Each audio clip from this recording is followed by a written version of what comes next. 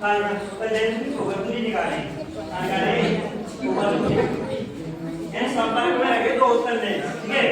अगर जहां में क्या है जो गए तो उत्तर लेंस, ठीक है।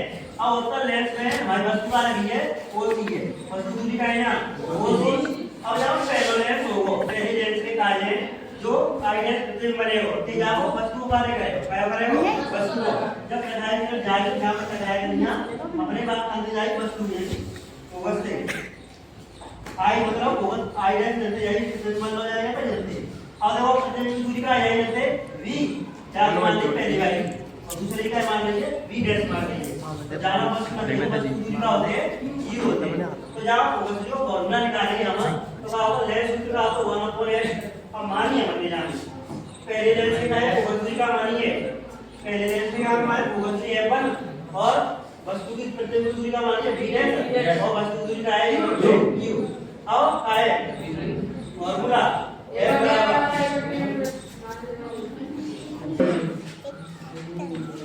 ठीक है 1 समीकरण 55 सेकंड से ये समीकरण 55 सेकंड से दोनों की ताकत जोड़ देंगे तो यहां पर क्या है माइनस के v अपॉन u और माइनस के v अपॉन डैश की कैंसिल हो जाएंगे 1 upon v dash 1 upon v dash plus की माइनस की कैंसिल, ठीक है। तो आपसे 1 upon x plus 1 upon x बराबर 1 से v माइनस 1 से u समीकरण 4, ठीक है। अब दोनों से एक ही है यानी डैश को फॉर्मूला का होगा डैश की फोकस दूरी निकाल रहे तो 1 अपॉन x बराबर 1 अपॉन v माइनस 1 अपॉन समीकरण 4 और थर्ड दोनों का दो कंपेयर करते हैं तो जानी 1 upon v minus 1 upon u 1 upon v minus 1 upon दोनों बराबर हैं यानी जब का 1 अपॉन x और 1 अपॉन प्लस 1 अपॉन यहाँ रखी 1 अपॉन f जाने का आया 1 upon f plus 1 upon x बराबर, ठीक है। तो ये जो संबंध में लगे तो अपना लेंस के लिए फोकस दूरी का सूत्र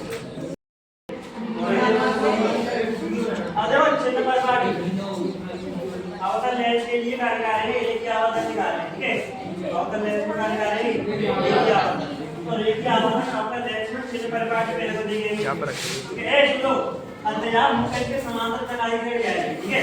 अब करते जाए फोकस से आगे जाए अपवर्तन के पश्चात करते जाएंगे आवाज होकर फोकस से जाएंगे और जो प्रकाश की तरफ करते जाएंगे प्रकाश केंद्र से जाएंगे अंतराल जनते वस्तु से टकराएंगे प्रकाश केंद्र सीधे जाएगी तो अपने मार्ग में वापस लौट जाते हैं अपने मार्ग में वापस लौट जाते, ठीक है। आइए भी दोनों काट दिए यानी आप किरण परावर्तित है कि वही वापस लौट रही है ये काट देंगे तो कौन सत्य में बनेंगे। और करते हैं वो चिन्ह प्रकार का है भाई किसका है मुख्य अक्ष है मुख्य अक्ष और मुख्य अक्ष से ऊपर की जो लंबाई होगी ये सब प्लस की होगी, ठीक है। और मुख्य प्रकार के केंद्र से जहां साइड में दूरी होगी डिवाइड दूरी तो ये सब माइनस की होगी और बाहर साइड में होगी प्लस की होगी। बस ये बताओ तब चाहिए मतलब वस्तु दूरी माइनस की होगी CO का है ना वस्तु दूरी है, ठीक है। और CI का है ना प्रतिबिंब दूरी है दोनों का है 0 जाएगा तो डिवाइड में प्लस की लंबाई दूरी ले लेंगे CI तो डिवाइड होगी माइनस की होगी, ठीक है। अब फोकस दूरी में जानते हैं CF तो डिवाइड होगी माइनस की होगी, ठीक है। अब लंबाई का है प्रतिबिंब की x मानिए तो प्लस की होगी, ठीक है।